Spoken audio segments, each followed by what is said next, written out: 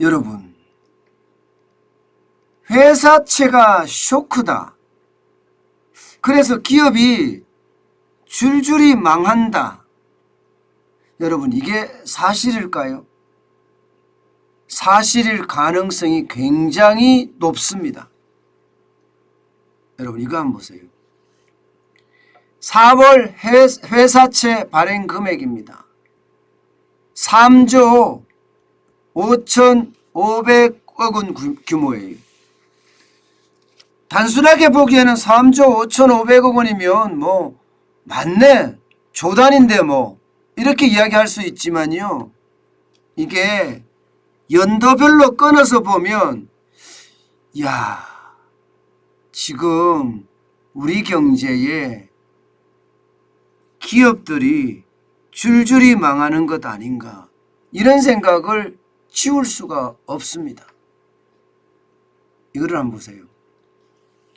2019년만 하더라도 회사채 발행 금액이 6조 4,620억 원이었습니다. 2020년에는요 굉장히 낮습니다. 3조 9,200억 원입니다. 그리고 2021년에는 9조예요. 9조 7,480억 원이에요. 그런데 2022년에는요 지금 4월 25일까지 기준으로 봤을 때 3조 5,500억 원이에요. 이 3조 5,500억 원이 굉장히 많은 듯 보이지만 사실상 2020년 코로나 위기가 최악일 때하고 비슷한 규모입니다. 지금 우리 경제가 이렇다는 거예요. 굉장히 안 좋다는 거예요. 그만큼 말입니다, 기업들이 자금을 조달하지 못한다는 겁니다. 문제는 여러분, 이게 4월에만 그치는 것이 아니라 5월, 6월, 7월 계속 갈 수 있다는 이야기예요.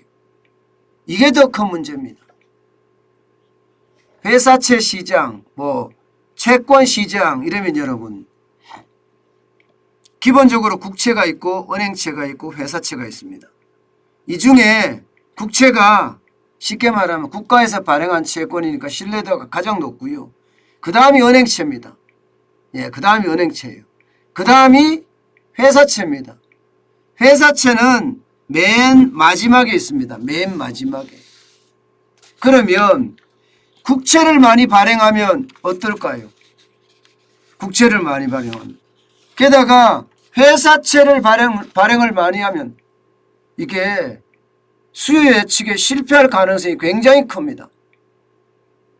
대부분의 채권에 투자하는 사람들은 국채가 1번이고 2번이 은행채입니다. 그러면 국채에 투자하고 은행채에 투자하지 회사채까지 투자하지 않는다는 이야기가 돼요. 이렇게 되면 여러분, 기업들은요 자금 조달의 통로가 막히는 겁니다.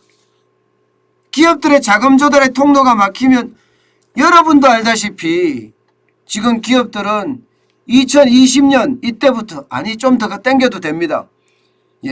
최저임금이 올랐던 2018년, 2019년까지 땡겨도 되는데 2019년까지 땡기면 여러분, 기업들에게는요 그야말로 빚내서 기업을 경영하는 그런 최악의 순간이었고요. 그게 2020년 코로나19의 위기가 터지는 바람에 그 충격의 도는 굉장히 커졌습니다. 그래서 빚을 낳아서 지금 기업의 부채, 여러분들 장난 아니잖아요. 여러분 이거 한번 보세요. 2020년 대비 2021년 부채 무려 말입니다 9.6%가 증가했습니다. 227조 6천억 원이 증가했어요. 2020년만 하더라도 2132조 4천억 원이었잖아요.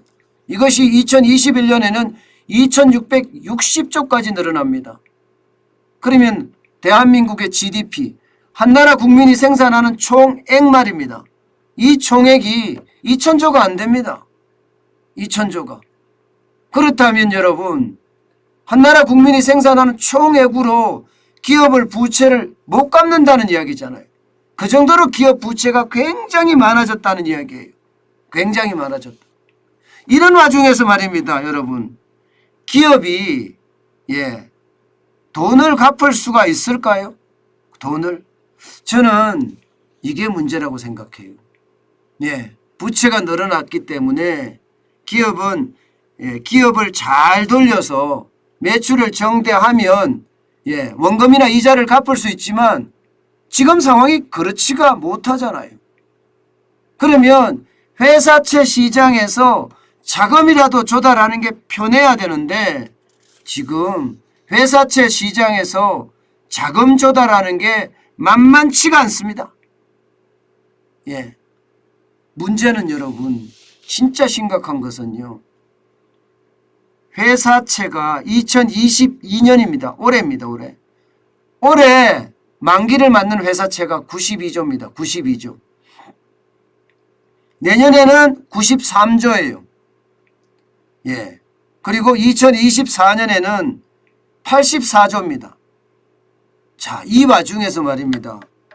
회사채가 이렇게 만약에 된다고 하면 여러분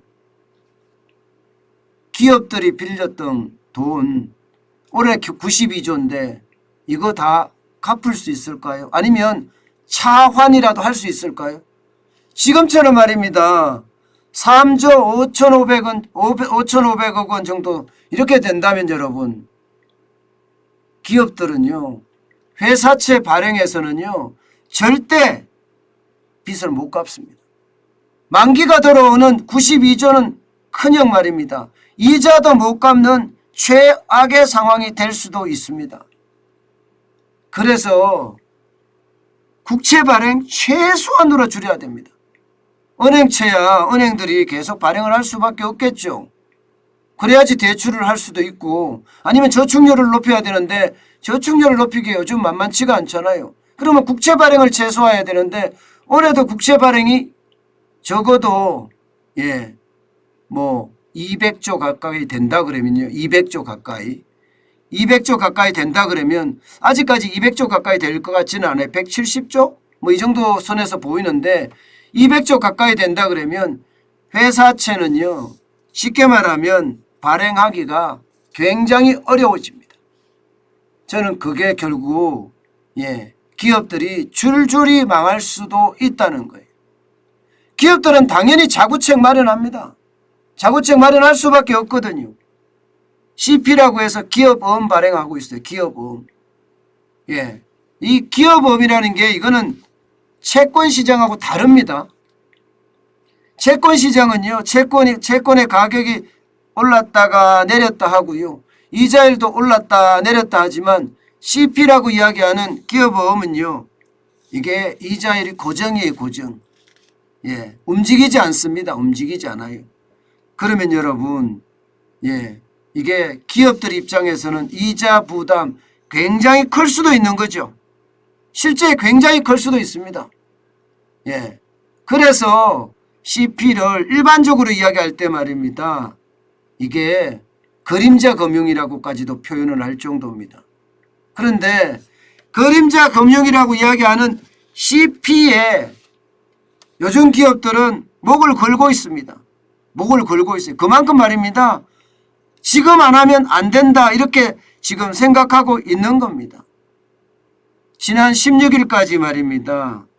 A1이면 신용등급이 최우량 등급이죠.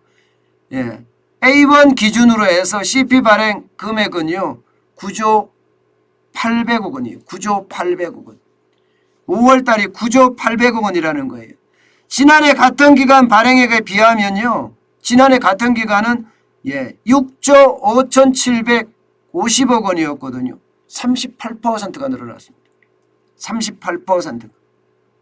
지금 보시는 것처럼 그래프에서 보시는 것처럼 3월에는 15조 6,500억 원, 15조를 넘었죠. 그죠? 15조 6,500억 원이었고요.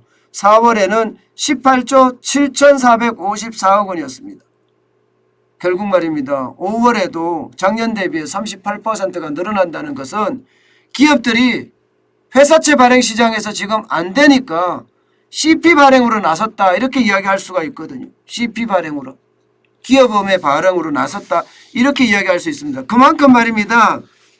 채권 시장에서 기업의 자금 조달이 어려워졌다는 이야기, 어려워졌다는 이야기. 예. 채권 시장에서 자금 조달이 어려워지니까 그림자 금융으로 몰리는 거, 이것은 여러분 저는 시장의 위험이 점점 커진다고 생각을 해요. 예. 여기에다가 말입니다. 이게 회사채만 이렇게 늘어나지 않습니다. 전단체라고 이야기해서 예. 전단체도 지금 계속 늘어나는 와중에 있습니다. 전단체가 자산 유동화 전자 단기 사채거든요. 자산을 유동화하니까 부동산이 부동산이요. 뭐 공장 부지겠죠. 예, 그런 걸 가지고 담보로 제기한다든가 혹은 자산 유동화 기업 어음이라든가 지금 이런 예, 그림자 금융들을 지금 돌리고 있다는 이야기예요. 결국 말입니다. 이자가 오르니까 예, 기업들은 이자 갚으려고 그림자 금융을 이용한다 이렇게까지 이야기할 수 있거든요. 예, 이게 말입니다. 이자 오르는 속도가 굉장히 빨라지고 있잖아요. 미국의 어떤 양적 긴축도 빨라지고 우리도 이자 올리는 게 빨라질 거예요. 그렇게 됐을 때 여러분 기업들이 계속 버텨낼 수 있을까요? 저는 그게 더 문제라고 봅니다. 안 그래도 기업은요. 최저임금이 올랐고 주 52시간제 도입받고 법인세 올리면서 기업들은 사실 최악을 겪어왔습니다. 거기다가 코로나19가 덮치면서 이제는 더 이상 버티지 못하니까 빚으로 버티고 있었어요. 예. 그런데 이제는 그 빚마저도 예, 그 빚마저도 지금 갚기가 요원해지는 예, 그런 상황으로 내몰린다. 지금 이렇게 보이거든요. 저는 채권 시장에서 기업들이 말입니다. 자금 조달을 제대로 못한다는 것은 경제가 점점 예, 구렁텅이로 빠지는 것이라고 봅니다. 왜냐하면요. 여러분 생각을 해보세요. 경제 주체라는 게 가계, 기업, 정부입니다. 가계는 이미 가계 부채 엄청 많아서 소비가 줄어든다고 이야기하잖아요. 그런데 두 번째 경제 주체인 기업마저도 지금 빚더미에 올라앉아서 신음하고 있다는 이야기를 들으면 이게 우리 경제가 바로 돌아갈 수 있을까요? 저는 작은 단서를 가지고 예, 앞으로 도래할 수 있는 그런 환경을 제가 설명을 하는데 회사채 시장이 이렇게까지 돌아간다면 결국 말입니다. 금리 인상기에 기업들이 저는 줄줄이 망할 수밖에 없는 그런 구조라고 생각을 합니다. 게다가 말입니다. 9월 31일이죠. 대출 만기 연장한 소기업이나 중소기업들, 물론 자영업자도 있겠지만 이 소기업이나 중소기업들은요. 아마 더 어려울 겁니다. 저는 그래서 윤석열 정부가 승리의 도취에 있지 말아야 되고요. 예, 빨리빨리 움직여야 돼요. 지금 그 어느 때보다 빨리 움직이지 않으면 적기를 놓쳐서 결국 경제가 최악으로 갈 수 있는 그런 상황 충분히 불러올 수 있습니다. 그만큼요. 기업의 어떤 회사채 발행 이게 힘들어진다는 것은 경제가 어려워진다는 것 그 자체입니다.